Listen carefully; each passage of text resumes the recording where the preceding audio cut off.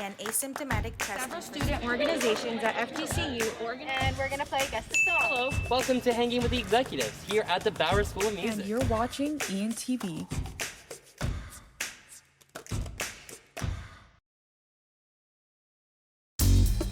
Hi guys, and welcome back to Hard Hitters. We have got an amazing last episode for you guys. A bittersweet moment, if you will. But nonetheless, I'm your host, Sarah Mankowitz, and today I'm joined with Lynch, Henning. And we're going to start off with the Super Bowl recap. We had a very surprising game. We had all predicted the Chiefs last week, and obviously that did not turn out as we planned. I mean, the Chiefs lost to the Buccaneers 9-31. So, I mean, they didn't score a single touchdown the entire time. I think we were all thinking that the Bucs could possibly do it, and they definitely showed that consistency. We talked about playoff and Super Bowl Brady and how he's been unstoppable in years past with the Patriots, and he definitely continued that momentum with the Buccaneers. But what do you guys think about that amazing Bucs defense?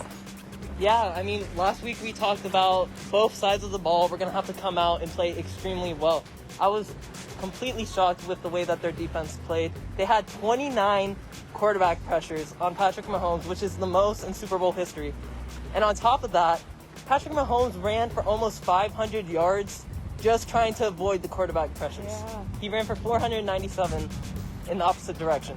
Yeah, so it was insane. Crazy. Every time you'd see him, he'd start off and I'd see him go backwards and he would not make up that yardage. And I'm just like, oh, poor Mahomes. But he had said even afterwards in an interview that this is the first time he'd been beaten this badly in a while, and it definitely set him back in his place. It kind of set back his ego a little bit. But what do you think, Jake? Yeah, I mean, like Ian said, they were pressuring him. You got to give credit to Todd Bowles in that defense. They kept the pressure on Mahomes. They didn't allow him to escape the pocket. You know, Mahomes likes to scramble. He likes to, throw the sidearm ball. He likes to find his receivers where they're not supposed to be. But, I mean, Tom Brady got the MVP, but it should really go to Todd Bowles because he kept Mahomes guessing. He kept that offensive line, scared of what they were going to bring. Were they going to blitz? Were they going to drop back in coverage? So, I mean, a great job. They kept Mahomes on his feet all night. So, I mean, it didn't help that two of the offensive linemen for the Chiefs were out. Everyone was shifted over due to that. And then, I don't know if you guys saw the report, but Mahomes suffered turf toe, so he was running around on an injured foot. I mean, obviously, it's the Super Bowl. There aren't really any excuses. I mean, personally, I thought the Chiefs looked like they were playing their first game of the year with the amount of penalties that they were getting on defense. I just felt it was embarrassing on that part. But Definitely. And the penalties were, I mean, just chief after chief after chief after chief. Yeah. The Bucs got maybe one or two penalties throughout the entire game compared to, I don't even know, the amounts that the Chiefs had gotten. That was insane. But you had mentioned before Brady's fifth MVP and kind of that you didn't think that he should have gotten it. Not that I didn't think he should have gotten it. He played a great game through 3 touchdowns. I think 200 yards, something like that. But, I mean, the defense is what kept them in the game. Yes, Brady, they moved down the field. Leonard Fournette was a huge piece for that Bucs offense, showing why they signed him in the offseason. Yeah, but I mean, yes, Tom Brady deserved the MVP. That's why they got it, because he's Tom Brady. But I mean, the Bucs defense was just absolutely incredible, and that's what won them the game. So gotta give a hats off to that. I do want to note one last thing. We talked about Gronk and Antonio Brown not being that big of an impact throughout the season, only catching 7 total catches. Shout out to Gronk for having 2 in the Super Bowl, and Antonio Brown getting his 1. I don't know. All 3 of those signings proved to be, impactful for us. Gotta love the good old Gronk spikes, I must say. Took me back. Better days. Better days, I know. We'll get there in a second. But, I mean, one could argue that the Buccaneers would have been the most improved team this year. I mean, they went from, 7-9 to 11-5 this season? I mean, they hadn't been... Yeah, and winning the Super Bowl, obviously. But, I mean, especially, they haven't been in the Super Bowl for 18 years. Last time was in 2003. I was 1 year old. Yeah, right? I was 3, so... but who do you guys think, if it's not the Buccaneers, would be the most improved team? Look, I think it's kind of obvious that the Bucs are up there with the most improved team, if not the most improved team. So it's a very basic answer. It's clear. Clear. Yeah, it's clear that they are the most improved team. they added Tom Brady. Now they've won the Super Bowl. But I think that the Bills are being overlooked. I think last season, Josh Allen, everybody's talking about could he be that top-tier NFL quarterback. And he came into the season, and for the first couple of weeks of the season, we're like, wow, Josh Allen is a legit MVP candidate. Right, and to make it one game from the Super Bowl right. They is all got all the way to the AFC Championship. They just missed. But I feel like they're ready to take that next step. They could be a Super Bowl contending team next season, the season after. But I think they're 13-3 this season. Mm-hmm. So I think that moving forward, they add a couple more pieces. Maybe give Josh Allen a better running back. Upgrade that defense. They could be in the Super Bowl next year, and I wouldn't be surprised.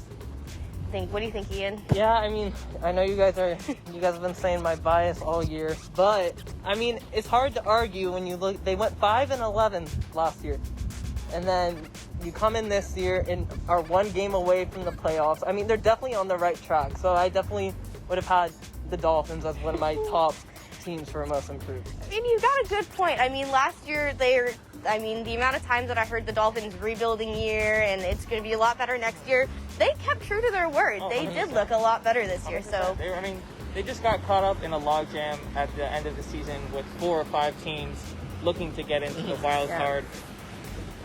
They just got unlucky. A couple games that they were in that they could have won, but definitely among those teams of most improved. So I would agree. Definitely. I mean, what do you think about me picking the Buccaneers as most improved? Do you see that at least, or? I mean, it's hard to argue with the fact that, like you guys mentioned, their record last year and then coming in this year and winning the Super Bowl. So you can't really dispute that they aren't the most improved. My only problem with that is that at the beginning of the year, once Brady and Gronk were signed, their Super Bowl odds went up tremendously. Like, a lot of people at ESPN had already expected them to be in the Super Bowl. So I kind of see it as like, it was Super Bowl or bust, honestly, for the Bucs this year with those additions. It was playoff or bust for me. I didn't see them going to the Super Bowl, let alone winning it. I mean, their first year, and they're still getting it. Like we saw in the beginning of the season, they were still trying to get it together as a team, and they were still having those consistency issues and everything. But they pulled it off, 100%. But when it comes to coaches, you always hear about the players, and we're always talking about quarterbacks a lot. But when it comes to coaching, that's a huge factor in it. And I wouldn't take the Buccaneers for their best coaches because, honestly, I think Brady did a lot of their coaching. And they've even said that Brady didn't have all of that coaching ability when he was on the Patriots. And they kind of let him succeed with that on the Bucs. But it's so hard because the Browns had such a great season this season. But I got to say, Andy Reid, of all people, I mean, he coached them to a Super Bowl last year and won it. He coached them to another Super Bowl this year and didn't quite pull it off. But, I mean, that definitely shows something. To make it to the Super Bowl 2 years in a row and win it at least once with a quarterback that you've only had for 3 years and only playing for 2. Yeah, I wouldn't disagree with that. I think, if you can make the comparison of Brady and Belichick. Belichick might have not gotten a nod every year just because he had a Hall of Fame quarterback like Tom Brady. Patrick Mahomes is almost, he's being compared to that right now.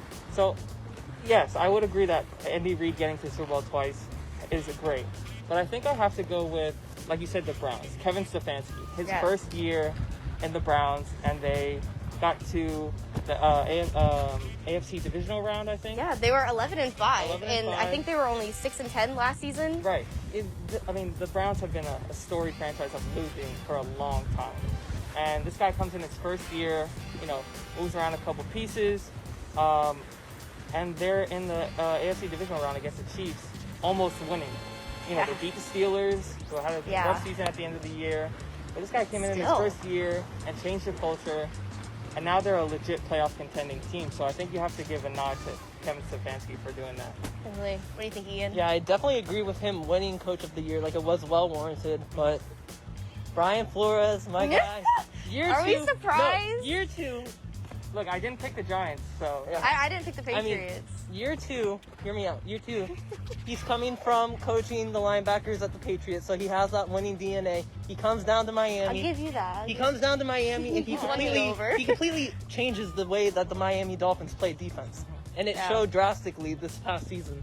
And I'm telling you, they're going to be... I agree. I mean, you saw the change from at the end of last season. I think they won their last 5 games, and then they shift into this season with a new quarterback. Well, he didn't start the season, but they're shifting that culture with a new quarterback. So I would agree. I would agree. I don't know if I would put him at coach of the year, top. No, but I would agree that he is definitely among the choices for coach of the year. Yeah.